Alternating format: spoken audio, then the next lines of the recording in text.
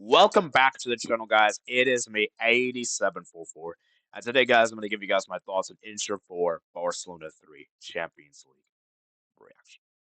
Now, before I start with this video, I want to say this right now. This was one of the best Champions League knockout matches I ever seen in my life. The best two-legged matches. I mean, we got 13 goals across both games. That is insanity. Best attack versus best defense. 13 goals is insanity. I have never seen a football match with this amount of goals over two legs in my life ever. Like, there's other, I know, crazy two-legged ties. Obviously, the Ajax Spurs come to mind. Real Madrid, Manchester City comes to mind, and so many others. But this one for me might be the best in all. And let me know in the comments below, guys. We'll definitely have a discussion on this on stream tomorrow. Is this the best Champions League two-legged tie we ever had in our life? Putting that to the side, let's talk about Inter first. Inter. See, a lot of people coming into this two-legged match wrote Inter off. Said, "Oh, Inter, Barcelona is so good. I'm best team in the world and everything." And Inter, look what how they've done. Like they haven't been good. Right now they're struggling in Serie A. They hadn't scored the goals in the last three games and everything like that. But the beauty with the Champions League, guys, that form goes out the window. It doesn't matter how bad you are domestically. It doesn't matter how bad you are. Teams can still rise to the occasion. And I think people don't realize the Champions League is not like any other cup competition because the beauty with the Champions League is that anything can happen. Expect the unexpected. And teams that don't have a great domestic form may not be trashed in the Champions League. And I think people need to realize that. I think this is a great morale boost for Serie A because this is a great opportunity for Serie A to finally get a Champions League winner since 2010. And obviously, last time Inter being doing so. And so this is also the first time an Italian team has reached the Champions League final since 2023. And obviously, this is Inter's second Champions League final under Inzaghi in the last couple of years. And so I feel like this Inter team is very much underappreciated, disrespected. I think players like Bastoni showed today, wow, he is world class. Barella, even though he didn't have a good game, he is one of the best midfielders in the world. I think Çalhanoğlu is also a really good player. He's very underappreciated.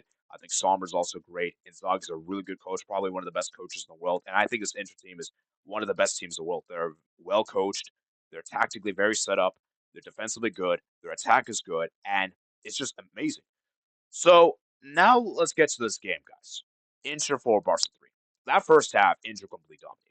Barca didn't offer anything in the first half. We were dreadful. We had that little spell in the first 5 minutes when we created some opportunities, but you could tell right from the word go in Barca, Inter were just suffocating Barca.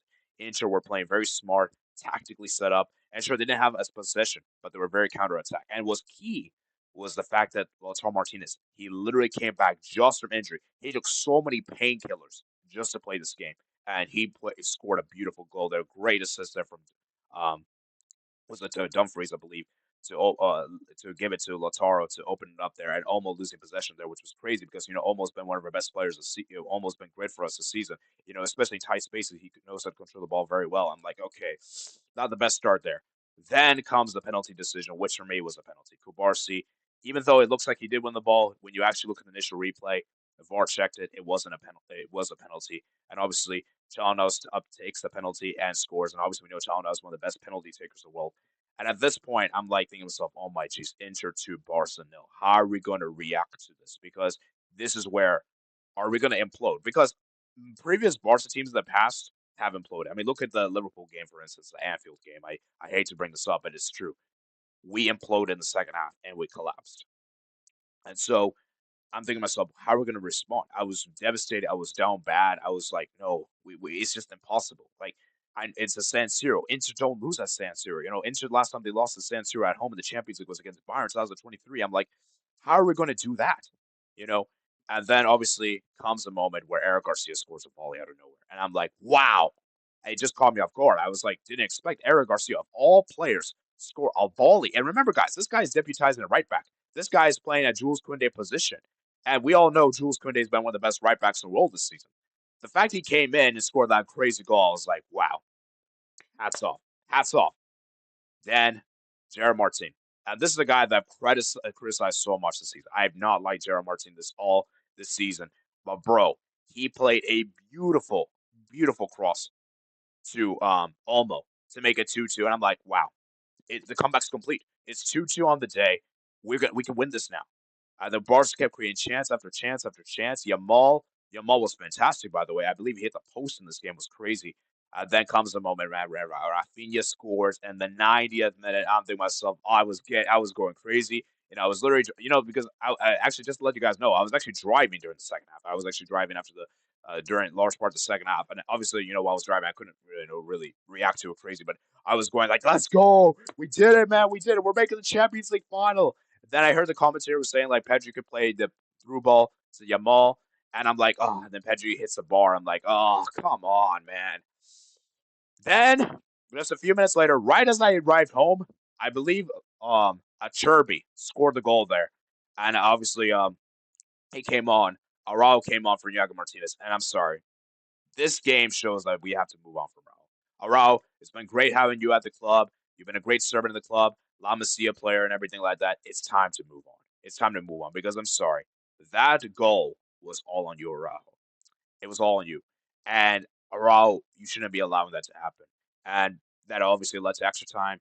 Then you can tell that Flick was kind of getting gassed out. The players were getting fatigued. Obviously, Flick, obviously the fact we didn't have Balde and Kunde in this game made our defense very suspect, and which led to Inter scoring the fourth goal with Frattesi. They're a great delivery there from Taremi to Dora. And yeah, Frattesi scores. And then from that point on, we created a chance. Lewandowski, I think, hit the header there. And then obviously, I think what was it called? Yamal had a great chance at extra time. It was saved by Sommer. And yeah, basically Inter just held through. They defensively held through, and they make it to the Champions League final. So for Barcelona, man, as I said, man, it is heartbreaking. It is a heartbreaking elimination. But this isn't embarrassing. This isn't humiliating because I don't think people realize the amount of crap Barcelona has gone through in the last couple of years in Europe. Guys, we have been embarrassed, a laughing stock in the Champions League for so many years in a row. PSG, Roma, Liverpool. We've always got blown away in these away oppositions. Team grounds. The Remontada, 4-0 Liverpool, 4-0 Roma, and stuff like that. We have been a laughing, sorry, 3-0 Roma. We've been a laughing stock in Europe. So the fact that we put out a performance like this from a losing position is commendable. Now, is it sad and disappointing? Of course it is. I mean, I'm not saying it isn't disappointing. But to say this is embarrassing, humiliating, or disgraceful to lose to Inter, this is where the British is going too far. Because I don't think people realize the amount of crap Barca's gone through. And so for Barcelona, man, as I said, it's still been a great season. We've ended the season with a Copa del Rey, and we should be able to win La Liga. And the Champions League semifinals in Flick's first season is still generally pretty good. And I'll be honest with you guys, at the beginning of the season, most Barca fans had literally low hopes for this season. In fact, I said this season we would probably finish trophyless. I did not have us to win any trophies beginning of the season. So let's not be revisionist and say that, oh, it's a failure, we didn't win the treble or anything like that. So I don't want to be reactionary, guys, and I feel like people are reactionary right now, and I feel like we need to understand as football fans that Barca's still been a great season. It's still been one of the best teams in the world. We still have an amazing season. This is probably the best season we've had in quite some time. It is unfortunate we didn't get to win the treble, though, but it's still been an amazing season. Still been an incredible season. So I don't want to take that anything away from Barcelona in particular. So we put up a very good fight. We showed a resilience. We showed a character, and we gave Inter a run for their game. So like I said, I hope you guys did enjoy this reaction, guys. I know it's a bit of a long reaction, guys. So like I said, guys, if there's any major talking points, please let me in the comments below, and we'll definitely discuss this on tomorrow's live stream. So I look forward to seeing you guys later. Guys, like, subscribe, and I'll see you guys later. Peace out.